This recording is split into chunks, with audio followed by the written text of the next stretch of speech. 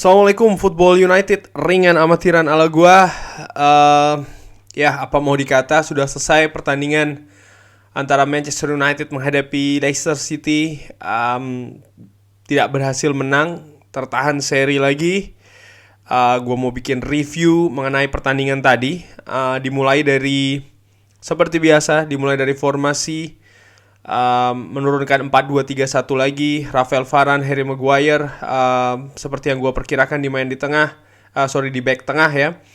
Lalu Diogo Dalot yang dimainkan di kanan dan Luke Shaw dimain di kiri, di back kiri. Sebagai back kiri nih sesuai dengan yang gue perkirakan juga. Pivot McFred, Scott McTominay dan juga Fred. Paul Pogba bermain ini di luar dugaan. Kenapa? Karena Cristiano Ronaldo ini dikabarkan sakit, jadi tidak tersedia, sehingga Paul Pogba bermain di posisi nomor 10. Di kanan ada Anthony Elanga, di kiri Jadon Sancho lagi. Dan ini menarik adalah seorang Bruno Fernandes ini didorong ke depan. Ini sama seperti ketika menghadapi Manchester City. Dan menurut gua ini memperlihatkan bagaimana memang kedalaman skuad dari Manchester United ini dangkal, karena Edinson Cavani tidak ada di sana. Marcus Rashford masih belum berada di form yang terbaik ya kan. Jadi tidak punya pilihan banyak Ralf Rangnick ini. Edinson Cavani juga tidak tersedia. Maka seorang Bruno Fernandes ini yang didorong ke depan. Ini sekali lagi menurut gua sih formasi darurat ya, bukan formasi utama. 10 menit awal Manchester United kesulitan masuk ke sepertiga Leicester, sekalipun beberapa momen berhasil dihasilkan dari build up serangan dari tengah. Sementara Leicester juga tampil tajam dan cepat di depan, juga berani dengan beberapa kali melakukan shot, utamanya di daerah sepertiga akhir dari Manchester United. Bermain dengan false nine, walau beberapa kali mencoba membangun serangan dengan rapi di tengah. Beberapa variasi dicoba, penetrasi dari sisi sayap dilakukan, tapi end passing atau akhir dari proses serangan jadi kurang tajam dan terkesan sering salah sendiri.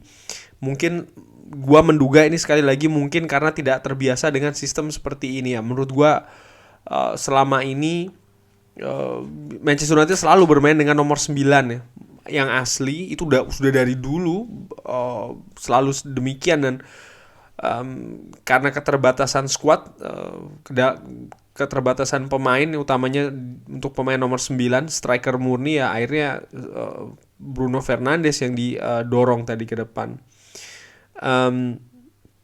Lalu setelah itu menurut gue ya ini kejadian tadi itu juga sama seperti ketika kita menghadapi Manchester City. Cuman menurut gue ya, ringan amatiran, yang membedakan adalah tidak ada gol kebobolan di menit awal. Ketika Manchester City kan kita kebobolan dulu nih. Dan juga kualitas kolektif, terutama di lini tengah ini dari Leicester ya, kalau dibandingkan dengan ketika kita menghadapi Manchester City dengan sama-sama false nine, menurut gue ini berbeda. Dan ini yang membuat Manchester United lebih dominan di tengah. Ya karena memang kualitas lini tengah dari Manchester City dan Leicester City ini juga gapnya cukup dalam ya. Sempat ada peluang bagus dari Bruno Fernandes di menit ke-27, tapi masih bisa digagalkan oleh Kasper Schmeichel.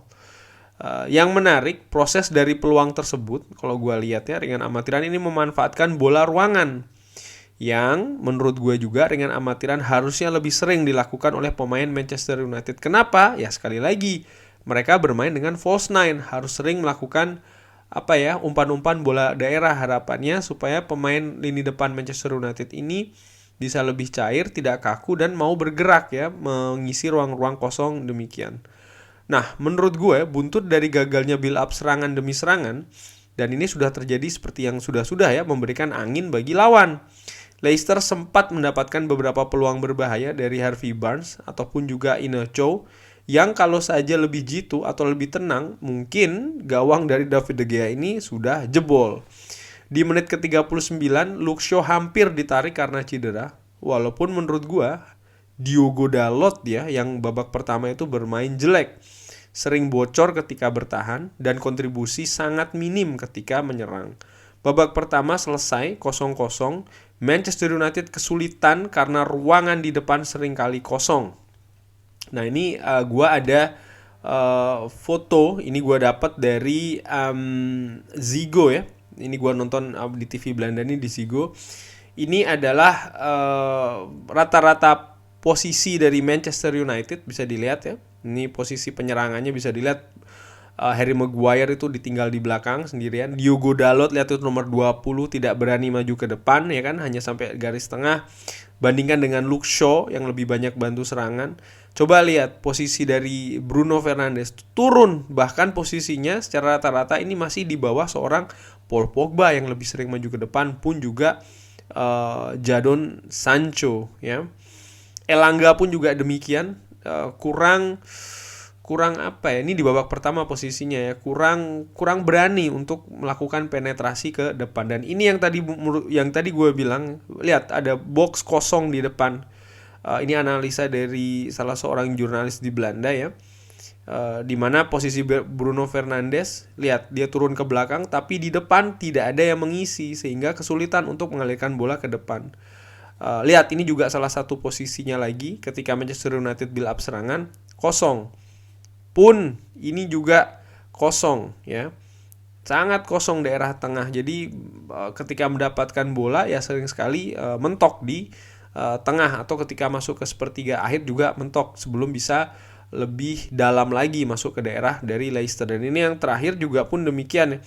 Diharapkan Elanga dari posisi ini akan masuk ke dalam, tapi itu tidak dilakukan. Nah, harapannya Elanga ini menyambut bola dari tengah, dan ini kalau dilihat dari bola sebelah kiri kan, dari seorang Fred kalau tidak salah, diharapkan adalah untuk memberikan bola ruangan supaya Elanga ini lari. Dan menurut gue memang ringan amatiran ala gue ya, ini sekali lagi amatiran gue aja analisa ini ya, kalau memang pakai false nine memang harus sering memberikan bola-bola ruangan supaya pemain depan ini bisa bergerak cepat untuk bergerak menyambut umpan daerah ya, dengan tentu saja dengan berlari. Jadi di babak pertama statistiknya ini ball possession dikuasai oleh Manchester United ya. Total shots 3 berbanding 6, 2 on target, 0 untuk Leicester. Tapi jangan salah, Leicester walaupun 0 off target lebih banyak, tapi sering sekali bola-bolanya kalau menurut gue justru atau momentum-momentumnya lebih berbahaya dari punyanya Manchester United. Memasuki babak kedua, ini diawali dengan pergantian Luke Shaw dengan Alex Telles. Bermain agak berbeda dengan Scott McTominay kalau gua ngelihat yang bermain lebih naik, dan Diogo Dalot juga lebih berani naik serta masuk ke sepertiga akhir dari pertahanan Leicester City. Di menit ke-54 Rashford akhirnya masuk menggantikan. Nah, ini yang aneh, menggantikan Scott McTominay. Gua tadinya berpikir akan menggantikan Paul Pogba. Kenapa? Karena gue lihat di 10 menit awal babak kedua peran dari Paul Pogba ini semakin menurun, tapi justru McTominay yang diganti. Rashford langsung menempati posisi posisi nomor 9 menjadi striker di depan. Sementara Bruno Fernandes turun ke posisi yang aslinya itu adalah nomor 10. United semakin terbuka dalam melakukan penyerangan, dan ini dimanfaatkan oleh Leicester yang sekali lagi kalau saja lebih tajam dan punya kualitas lebih bagus, bukan tidak mungkin justru mereka yang akan bikin gol duluan. Dan akhirnya betul di menit ke-63 Kelechi Iheanacho berhasil membobol gawang United hasil crossing bagus dari sisi kanan Manchester United oleh James Maddison. Sisi kanan bocor lagi, sisinya Diogo Dalot. Di menit ke-66 Manchester United langsung bereaksi melalui Fred hasil bola muntah tendangan Bruno. Ini dimulai dari bola sapuan ya dari kiper kalau tidak salah, yang berhasil menangkan duelnya itu oleh Rafael Varane, dan ini merubah kedudukan menjadi 1-1. Lagi-lagi Fred musim ini kritikan datang deras, tapi dia membuktikan dengan permainan yang menurut gue juga bagus ya, melihat kapasitas dan juga skill individu dari Fred itu sendiri. Karena tentu saja Fred berbeda dengan pemain-pemain tengah lain, tapi menurut gue apa yang terjadi di diri Fred ini utamanya musim ini cukup berkembang kalau dilihat dari beberapa musim terakhir. Setelah 1-1, permainan Manchester United justru seperti terburu-buru kalau menurut gue lihat tadi. Akibatnya sering melakukan kesalahan sendiri yang sering juga dimanfaatkan Leicester untuk membangun serangan dan bahkan memperoleh momentum. sering sekali salah umpan, itu yang gue lihat tadi. Sementara Leicester lebih berani melakukan high press. Ini menyulitkan pemain Manchester United. Lalu ada juga kejadian ya, sundulan Fofana yang di save dengan sangat cantik oleh David De Gea. Ini sangat luar biasa kok. Itu gue pikir bener-bener luar biasa David De Gea, kalau tidak itu sudah gol ya. Lalu ada pergantian, Nemanja Matic masuk menggantikan Paul Pogba yang semenjak masuknya Rashford ditarik ke tengah dan semakin minim kontribusinya di tengah ya untuk Paul Pogba ini. Menit ke-79 terus-menerus menekan, akhirnya James Maddison membawa Leicester unggul 1-2 setelah sebelumnya ada perebutan bola di depan kotak penalti yang berbau pelanggaran terhadap Varane oleh Iheanacho. Tapi setelah dicek VAR, akhirnya gol dianulir. Mendekati menit berakhir, ganti Manchester United yang lebih sering memegang possession dan menekan Leicester.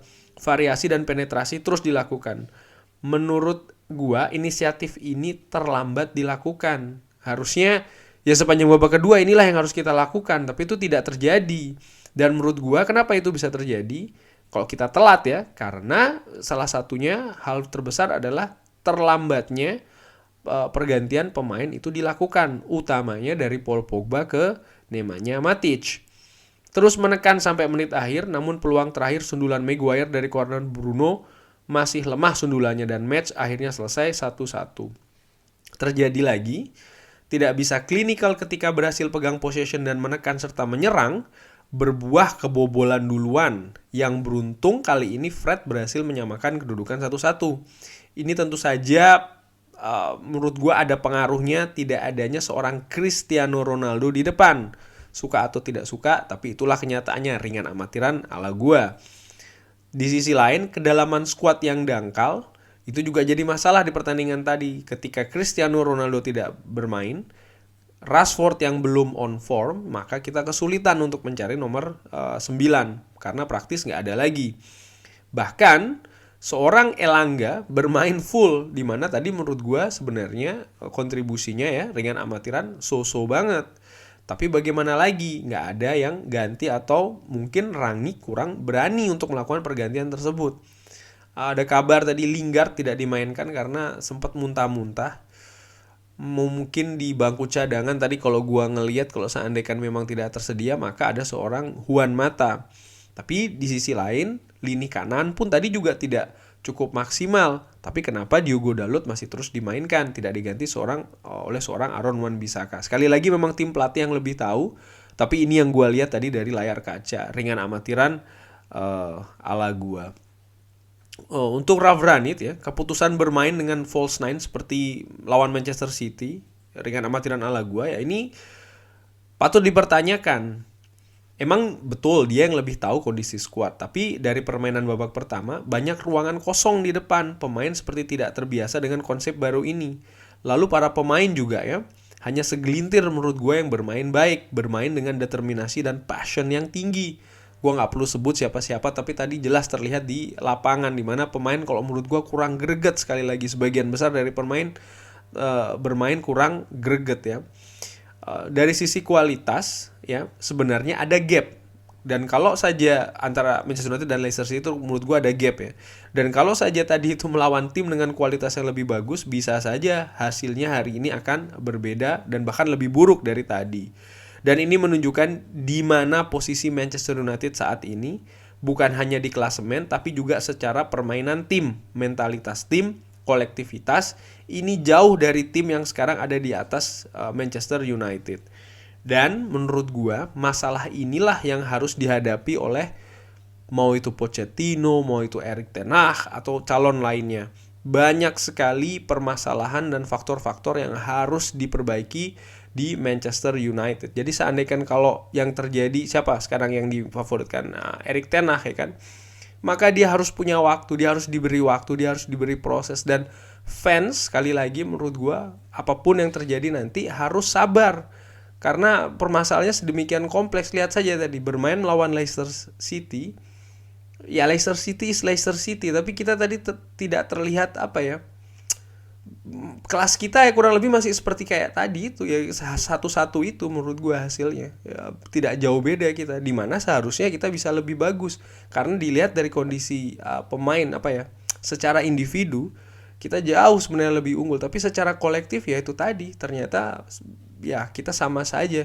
Dan apa ya, sepak bola itu kan bukan permainan individu, permainan kolektif yang terdiri dari individu-individu yang ada di timnya. Dan menurut gua tadi ya, kalau membahas pertandingan tadi terutama dari sisi Leicester, gua terpukau dengan seorang Youri Tielemans yang terlihat bermain cukup bagus, menurut gua sangat top. Dan kalau menurut gua ya bisa dijadikan calon untuk menggantikan Paul Pogba. Karena Youri Tielemans bermain dominan di tengah, terutama dalam menjaga kedalaman di lini tengah.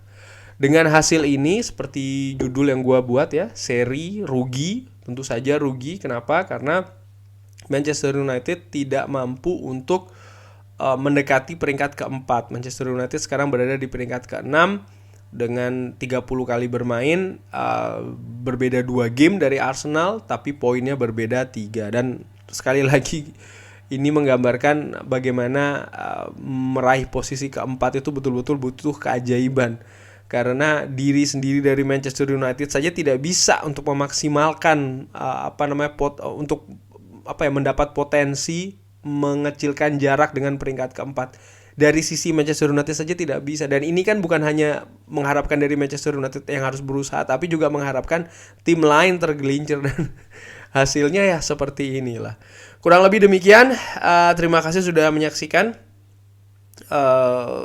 Jangan lupa like, sholat, dan juga subscribe. Lancar-lancar terus ibadah puasanya.